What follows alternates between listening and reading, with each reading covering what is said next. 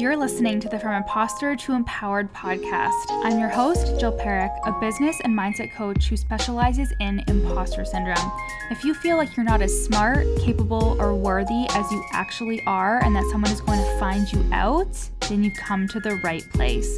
I went from being a struggling government worker, working my coaching business on the side, but feeling unworthy and burnt out, to making multiple six figures helping women overcome imposter syndrome so they too can sign clients, make bank, and have the business or career of their dreams. I am nothing special. I have a stuttering disability, ADHD, and I struggle with anxiety and depression. So if I can learn how to feel good enough and overcome my inner imposter, then so can you. Let's dig in. Hello, my loves. Welcome back to the From Imposter to Empowered podcast. It is April. I cannot believe it is April. And I am excited for this episode because consistency is something that a lot of people bring to me. And it's because a lot of my clients have ADHD, they're neurodivergent in some way, or they have anxiety, just like me. And consistency is really difficult. It's like showing up each and every day, saying the same things, doing the same things, especially if you're not seeing results. And that's where this kind of episode landed for me. It's like consistency seems easy when you think you're seeing results, right? So how do you stay consistent when the results aren't as consistent? How do you stay consistent in showing up when the results aren't as consistent, right? So first and foremost, I want to say that I have one-to-one coaching spots open, and this is for the entrepreneur that has ADHD, has some type of neurodivergence, feels anxious often. And I want to tell you that imposter syndrome is exacerbated by our neurodivergence. It is exacerbated by like being so intimate with our thoughts and feelings about ourselves, and also having a lot of intuition and self-awareness that it can actually be very paralyzing and limiting.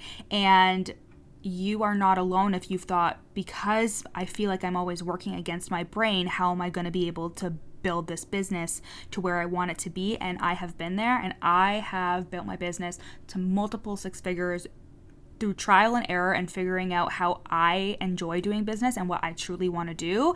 And that is what I help you do. I help you build a business where you feel worthy of signing those high ticket clients and building a six-figure business and doing it working with your unique unicorn brain. No matter if you have ADHD, any type of neurodivergence. I've worked with clients who have OCD, ADHD, anxiety, depression.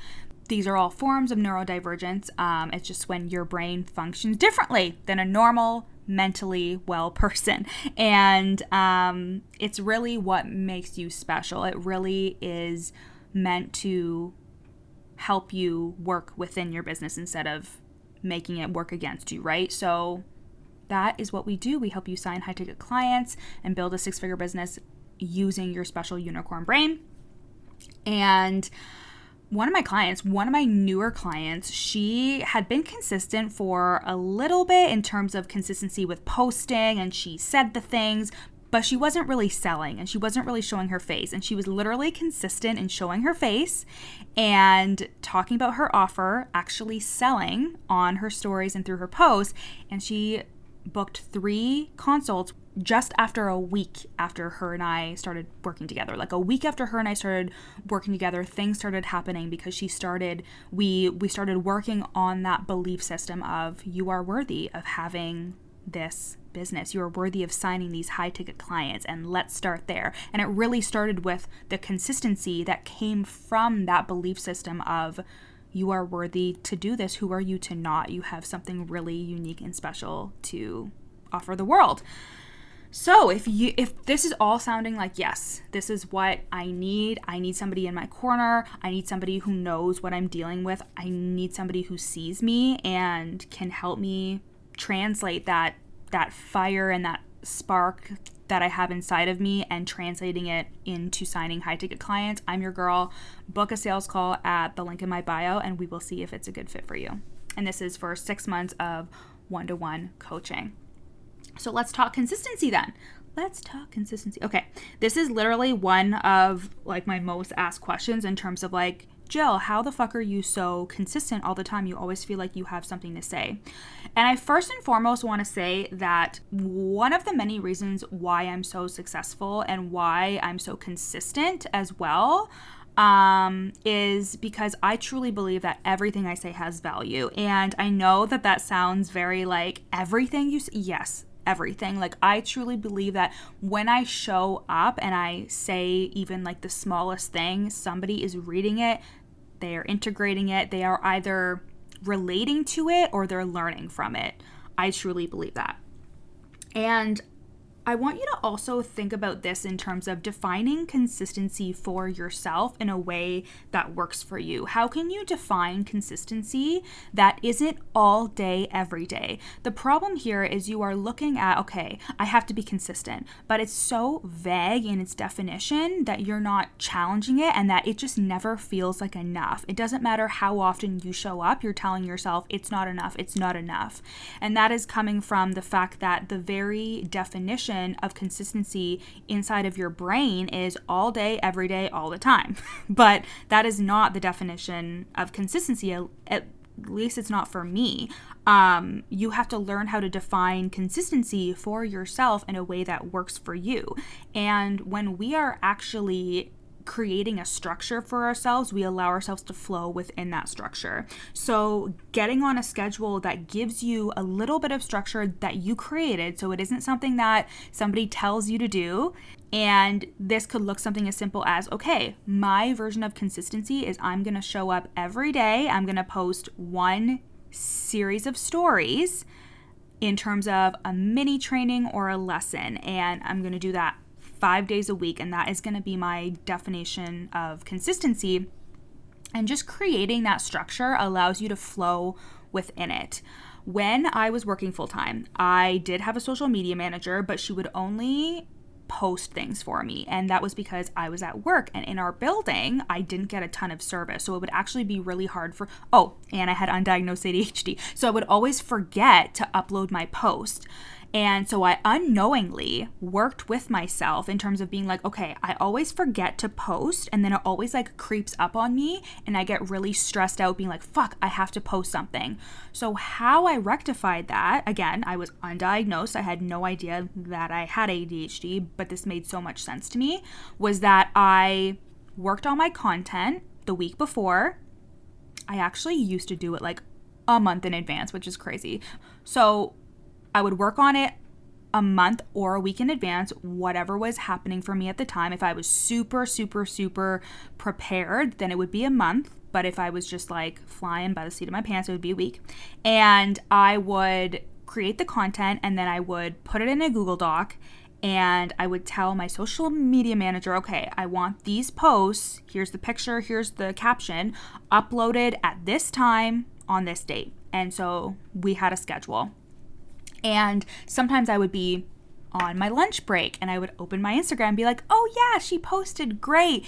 And that structure gave me the flow that I needed, and it helped me feel like I am doing enough. Because again, the stress of being like, okay, it's a new day, I have to make a post, there was so much pressure on me. And how I alleviated that pressure was working within the structures that I created for myself. So get on a schedule that gives you structure, but that you can create flow from. Because for example, if I was like, okay, I don't know what to talk about today, but then I would open up my app and my social media manager had posted my post, I would be like, oh yeah, I did write that caption about XYZ. I'm going to talk about that on stories today because it was obviously pertaining to my caption. And that's how I created flow that way, because I also don't expect myself to be inspired 24/7. And you shouldn't do that either. You know, like a part of having imposter syndrome when you're neurodivergent is wondering back and forth, thinking, am I actually smart or gifted or good enough, or am I not? Because there are times when you don't always have inspiration. There are times where you don't always feel like you know what you're talking about, and you actually feel like you draw a blank a lot of the time. Is this sounding familiar? But then there's times where you're fucking on fire and you have so much information, and so you are just on fire spouting out all these ideas. And I have learned to work with that And when I have times where I feel like I'm drawing a blank, I have a bank of information that I can tap into, or I'm just like, it's not my day today. It's not my day, and that's all right. I don't make it mean anything, but I could have very well taken that and taken all those times where I didn't feel like I had any information in me or I had anything to say and be like, well, I guess this means I'm not good enough, when really it just meant my energy was off or whatever. So I had a bank of information that I could pull from. And usually as I start talking about things like podcasts, like sometimes I'll be like, okay, I have an idea. How am I going to talk about it? Sometimes I just have to start talking into the mic and doing it a couple times and then being like, oh, okay, yes. And then I get all these ideas. Like I really just riffed on that point in my government career where I would be working all day and then I'd be like, fuck, I didn't have a plan. So I created a structure out of that so it would work for me, right? And just like in this situation, I got that example because I was talking about this process of consistency, and I remembered that. So a lot of the time I will get inspired and get excited about things. I just don't always start off that way, and that's okay, but that's why I have my bank of information to pull from. I have my notes app, voice memos, all these other things where I know that I have a lot to say, and sometimes it just needs to be activated. So I think this also happens, like this view of consistency feels very stable. You know, like we view consistency as like all the time stable, like very, very flat in terms of the way that we're viewing it, instead of seeing it as like waves, that like there's going to be waves of times where like we have a lot to say, as I was saying, and there's going to be waves of times where we feel like we have to pull from our inspiration bank, or we have to pull from our notes or pull from our journal or watch a video or listen to something that like spurs that creativity, right?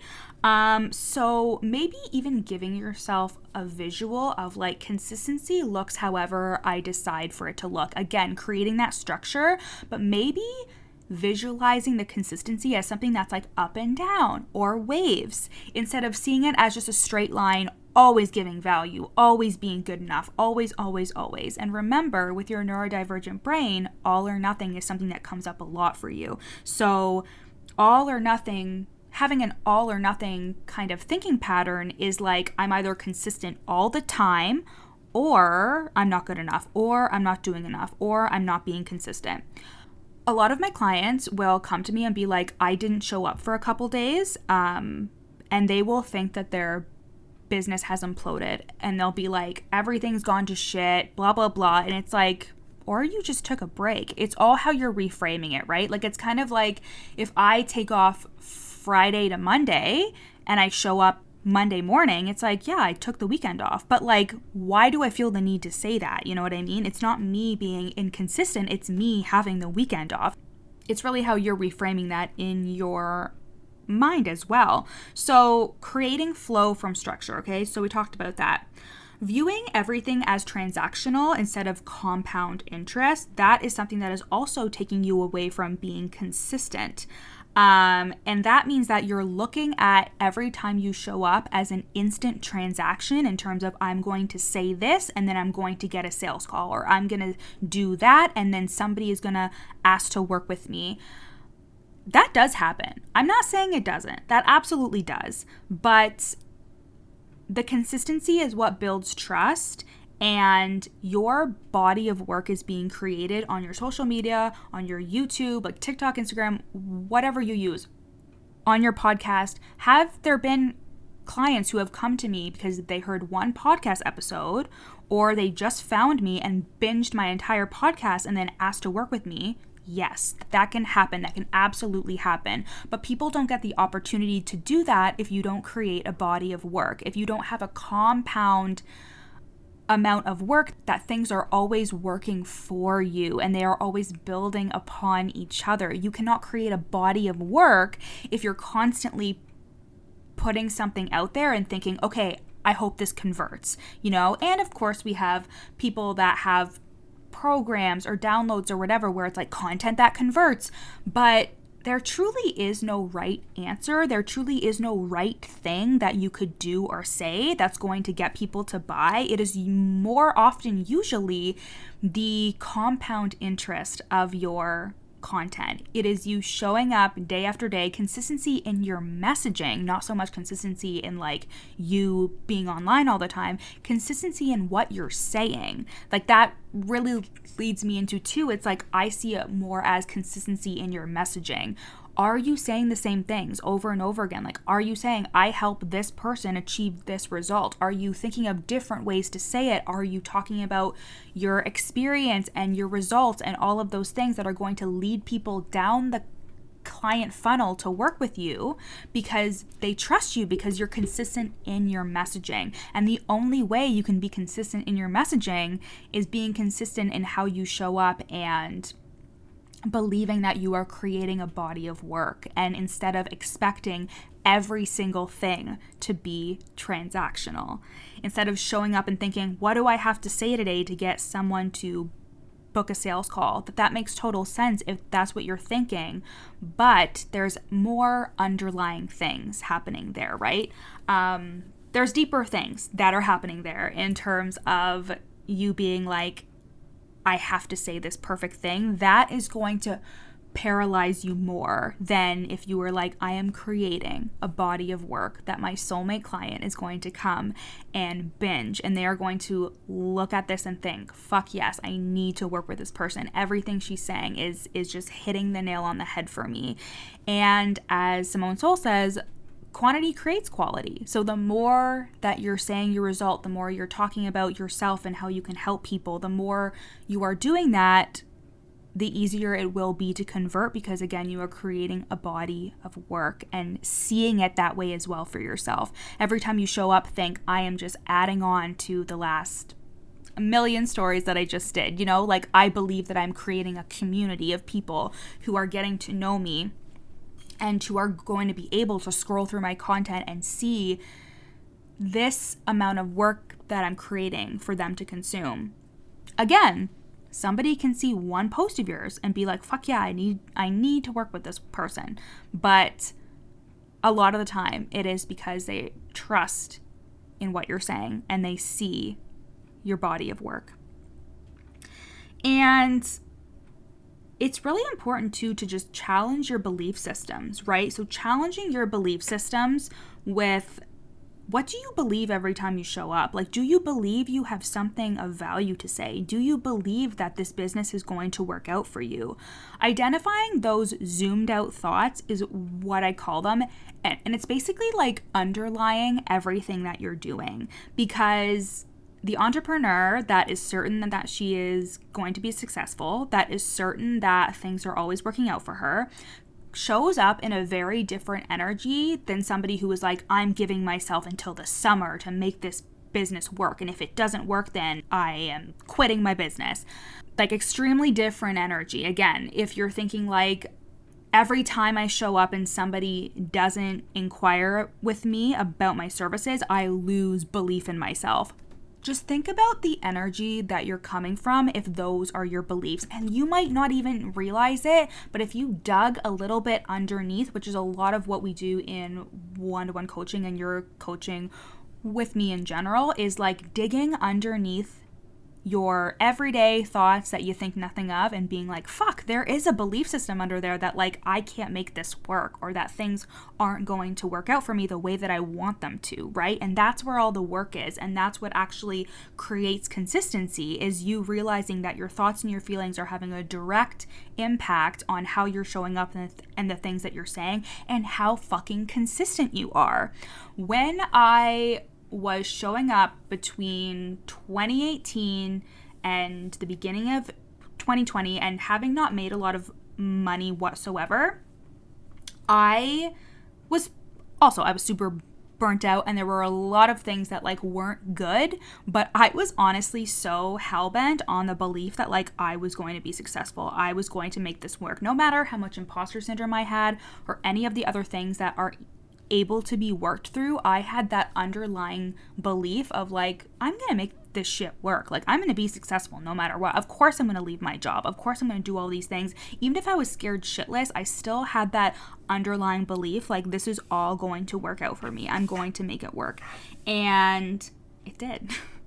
But my consistency was born out of that. It was born out of the belief system that I was going to make this work and it was going to work for me. Okay? And I want you to also, like, okay, so me and Dustin, my fiance, we just celebrated 15 years together. So we met when we were like 14, and we started officially dating on March 23rd, 2007. I have it tattooed on the back of my neck, and he has it tattooed on his chest. And we got that when we were 20 years old, so like 10 years ago, which is so gutsy that we did that. I can't believe we did that. But we did it. And we're still together. We're engaged. We got engaged in 2021 on my birthday. So we just also celebrated a year of being engaged as well. But whenever I think about the comparison between our relationship and my business, I really take a lot of lessons from our long-term relationship into my business, being that I see the consistency towards my business as dedication and loving commitment. Because even when things are difficult, I have love and dedication for my business. And even if things are difficult in our relationship, we have love and dedication and commitment for our relationship. And that is because we have an agreed upon outcome. We want to be together forever. We want to have a successful marriage. We want to have a successful life together.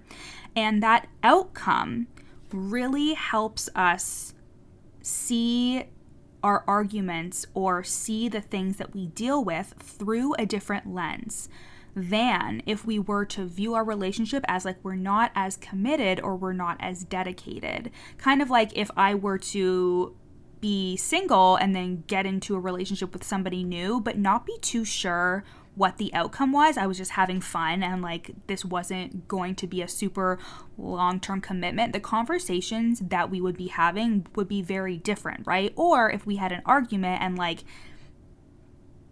the argument was something that I was like, like I don't really see this relationship going anywhere, so I don't want to deal with this. That is a very different energy than if I'm like, this person is my person who I'm committed to for the rest of my life. How am I going to approach this? You see what I mean? Like when I think about my business in that way, in terms of being committed to it, dedicated to it, if it helps, you can even like think of it as a person, you know what I mean? Like, and I also always say to my clients, like, your business is a baby. Your business is a baby that needs your nurturing and needs your support, and it doesn't need you to be disciplined or mean to it. It needs you to like support it and nurture it and not be so hard on it. And you can't expect it to pump out results if you're not giving your business what it needs, right? And especially in the beginning, it needs that consistency, but it just needs your unconditional love and support and nurturing. If there's a lot of polarity in terms of like, this business needs to give me what I want it to give me, and if it doesn't, I'm out, like I'm out of here. What's your overarching commitment to your business? Is that what you're putting on it? Is that what you are forcing it to think is like, hey, I'm going to show up consistently for a week, but if you don't deliver, I'm not going to be there for you. You know, like just think about that too. And if it helps, again, think of it as like a person, right? So as I was saying, like I really view mine and Dustin's relationship to the commitment and love that I have for my business. I feel like I'm in a long-term relationship with both Dustin and my business because it feels like there's nothing that my business can do or that I could experience where I would give up on her. There's nothing. Like I am there for her. I am dedicated to her, even if she pisses me off, or even if I feel uncomfortable, or even if there's uncomfortable conversations I have to have or things I have to do that I don't love. Like I'm still going to show up for her each and every day.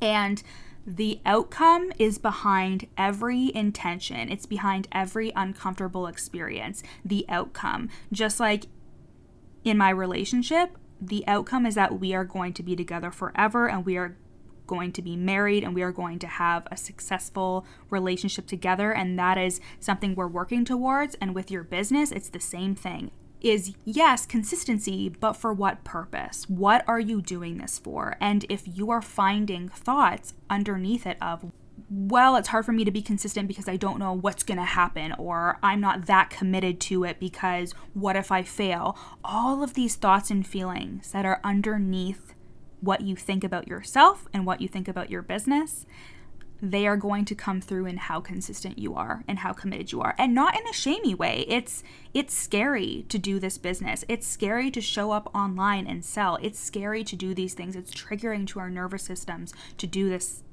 these things.